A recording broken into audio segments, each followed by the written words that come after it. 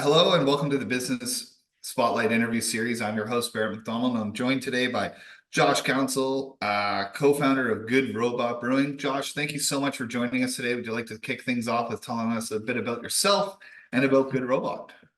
Yeah, sure thing, Barrett. Thanks for having me. We definitely haven't been speaking for 17 minutes already. Uh, Yeah. so Good Robot was founded by me and my pals Angus and Doug. We were in engineering school together and lived in a house together for 4 years. We were housemates. We were comrades.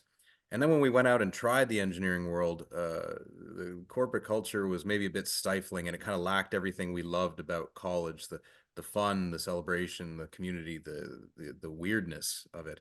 And we realized that beer was kind of the catalyst that brought us together originally, and specifically brought the other weirdos who tolerated us together as well.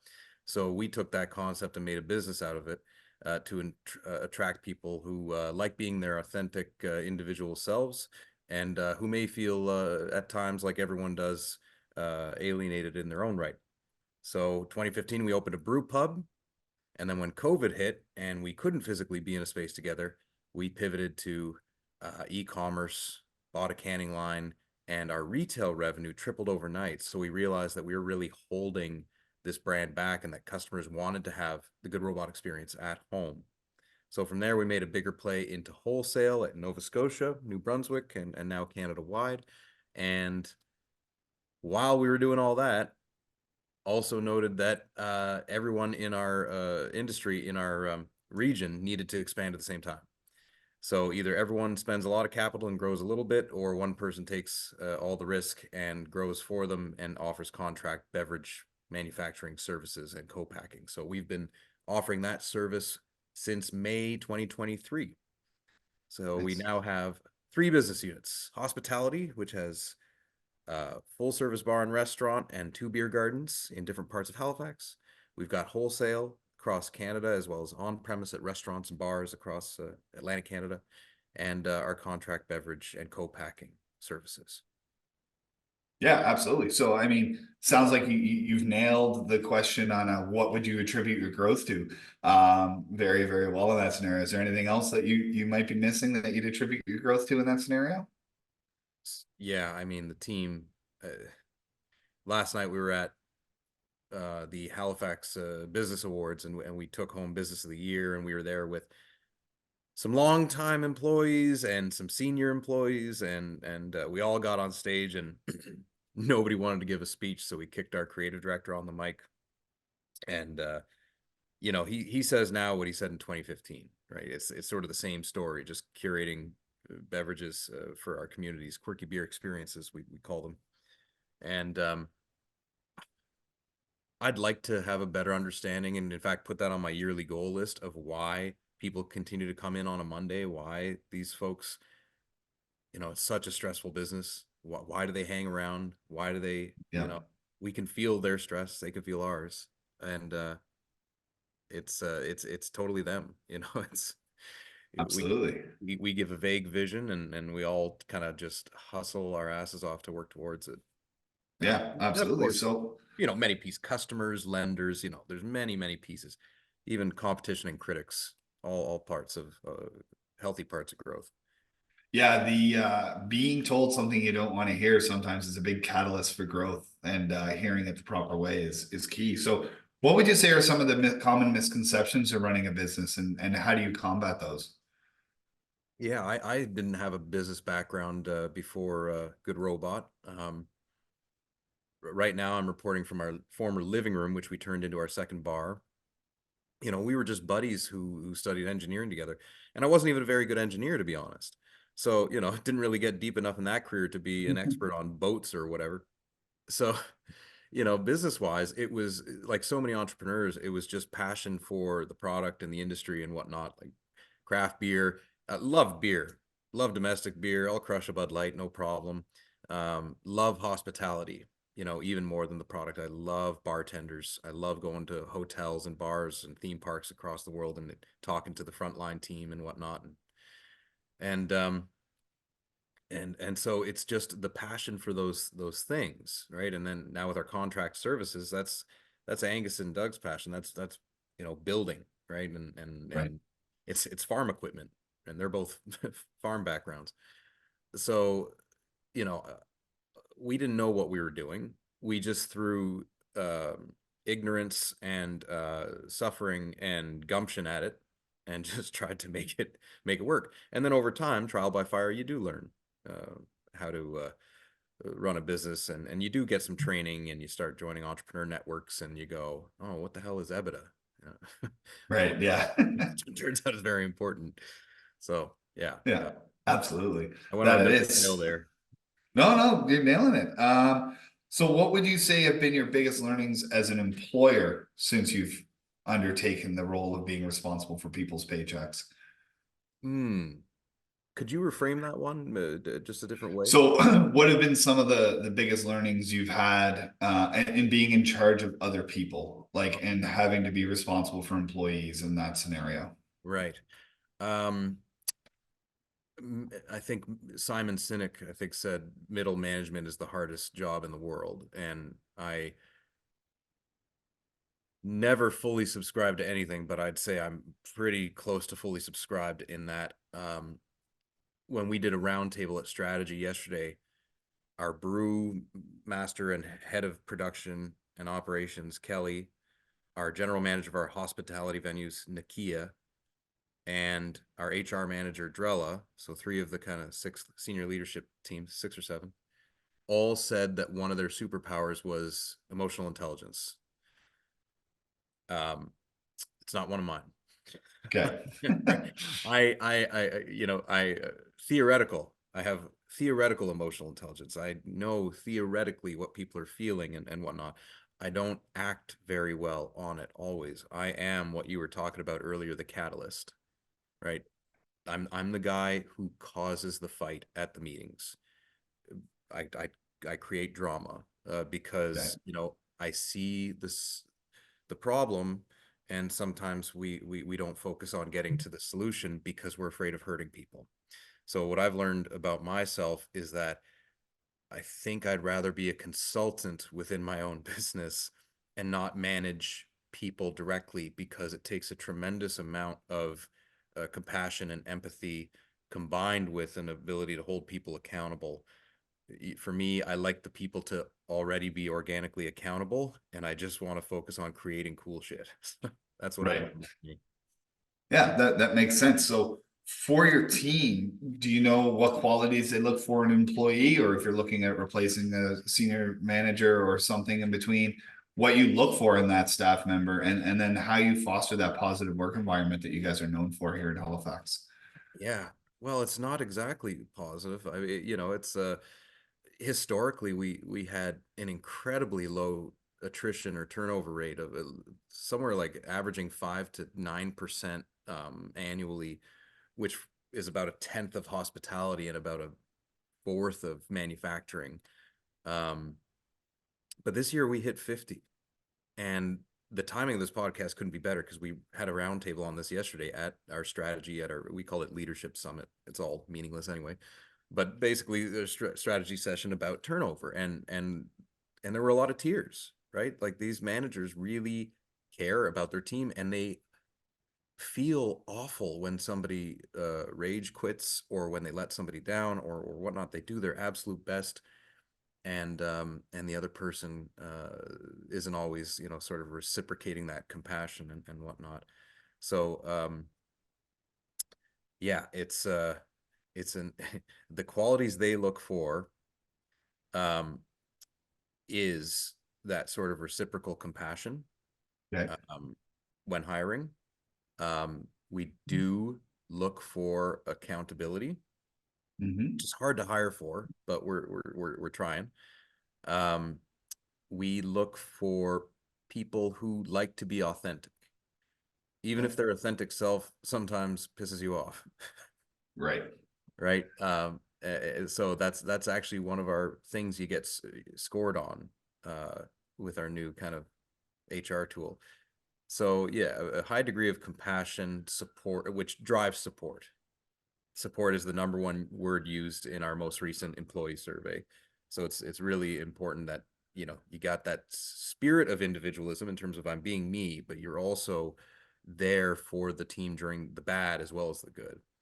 So I'd say Right. those are baseline qualities we look for, whether it's manufacturing, hospitality, or outside sales. Yeah, I mean, I think that sums up what a lot of business owners that I've talked to through the Spotlight series are looking for is just those intangibles that you can't teach, which are so important for everyone to have. So you offline before we got on, we talked a lot about how busy it is being a business owner. So how do you try to balance your personal life and the demands of being a co-founder? Yeah, just this morning. The timing of this is just miraculous. My psychologist, Dr. Conrad, had an activity for burnout. It's I think he calls it the fill up and something exercise. Anyway, it's 6 questions, Mhm. and it's basically a lot of burnout. Um, one of so his thesis, his focus is entrepreneurs, business people, and whatnot. So he deals a lot with stress management, burnout, and so on and so forth. He has a kind of a hypothesis about what causes it based on empirical research, and it's not working too many hours, and it's not necessarily working hard. It's about an imbalance of the cups you need to fill. So an example of that from the questionnaire is, um, I am fighting a losing battle with this thing, and I should stop fighting that battle, and here's why. Right? That's, Right. you know, so this morning when I'm waking up, post strategy, post winning business of the year last night, not feeling very good about myself. I do this exercise at the gym on the treadmill, feeling out, and I go, what am I fighting a losing battle with? Well, you know what? I said some mean things to our sales manager this week, and we, you know, obviously made up. He's a tremendously positive guy. A lot of it was driven with my frustration with a particular marketing campaign and how they position this product. But I also wasn't at those meetings. I was in Ottawa with my family, you know, trying to spend some time with my mother who's having some health issues. So for me to bring that negativity and kind of criticize and tear down the whole thing when they put in so much work already, that's me fighting a losing battle. I just have to accept that these decisions have been made, and now how do we make it win? Strategy's been decided. Now how can I support execution? So, you know, how do I balance my life? It's not hours so much, but I have all these different buckets or levers: health, family, romance, whatever, a variety of them. And Absolutely. each one has priorities every quarter leading up to kind of my planned death at age 72. Absolutely, yeah, and it's being purposeful with it, and I think that that's what it comes down to is we have to choose to let go of the things we can't control and embrace the things that we can and do our best with it. So I think that that's a pretty good approach, and thank you for being open and honest about that. Thinking back to 2014, 2015, when you're dreaming up Good Robot, if you were to start all over again, what do you think you'd do differently this time? Oh, the right hook. Um, my dad was a drummer in many bands, you know, in the 60s before he got drafted to Vietnam. He used to open for the Beach Boys and whatnot. And I remember Nice. he ran a murder mystery dinner theater with my mom for many years in Ottawa. That was their business. Um, he warned me about 3-person bands, right? And we're a 3-person foundership team. Whether you're traveling or starting a business, 3 people, somebody's always getting left out. The thing that we're finally establishing today in 2024, you know, 9 years later, is actually defined roles and responsibilities for the foundership and titles that are communicated across the leadership team to give the general managers and the other people who report to Angus and Doug autonomy at their level to make decisions on X, Y, or Z. It's exhausting operating for 9 years without that level, Absolutely. right? If I were to step, I wouldn't. I have a hard time saying what would I do differently because I was a very different person then. But if I did Yeah. a different business with these 2 guys again, or any 2 people, I would want either a coach or a psychologist or a convener of some kind in a room to sit us down and talk about non-negotiables, boundaries, uh, visions for personal life that intertwine with the business, right? All that, Absolutely. all that stuff, rather than organically stumble into it. You know, business is no different than a romantic relationship. Foundership is very similar to a romantic partner in that Hmm. most of us don't do this pre-work. You know, you get in the head over heels, fall in love, cartwheels in your head type situation, and you don't really think about values, right? And alignment on those values. And maybe adventure is very big for you, and safety and security is very small. And for that person, safety and security is very big, right? Yeah, it's about being purposeful and finding those balance. And you got to have those painful conversations before things go sideways because emotions run rampant in the Mhm. heat of the moment. So yeah, that's that foundation building and awareness is something that throughout the series as well has been echoed for a lot of entrepreneurs and business leaders is to, if I could go back in time, I would set these boundaries right from the beginning to the best of my ability, or at least have the idea that I want to get there, knowing that in the first year of a business, sometimes you have to work 80 hours a week, 52 weeks of the year to get there, but at least you have a goal in mind and an appreciation of what everyone's trying to get to. So I definitely think you nailed that one right on the head. So last off script question is for anyone watching or listening, what piece of advice do you have about them wanting to take the leap into entrepreneurship and business ownership? Hmm. Prepare to be broke. Uh, if you don't love your, so I'm going to park business here and entrepreneurship here, specifically for entrepreneurship. You know, one of our shareholders chewed me out this summer over a bottle of whiskey on his porch, and he said, "Entrepreneurs are great at starting things. Business people run them. Right. Entrepreneurs are not. You know, if you have to give it a binary 0 or 1, entrepreneurs are not great business people.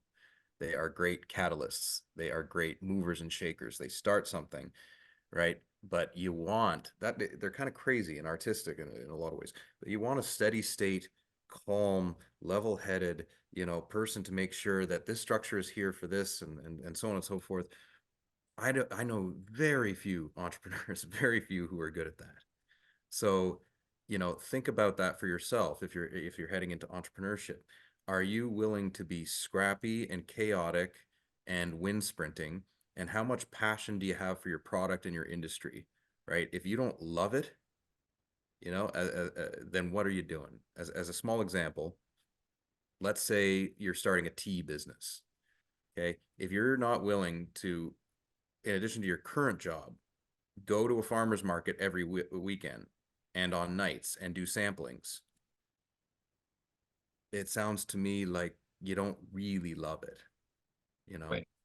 business was a byproduct of our thing. I loved beer and hospitality so, and I still do today so much. Uh, Business I fell in love with as I learned it and learned more about it, some aspects of business.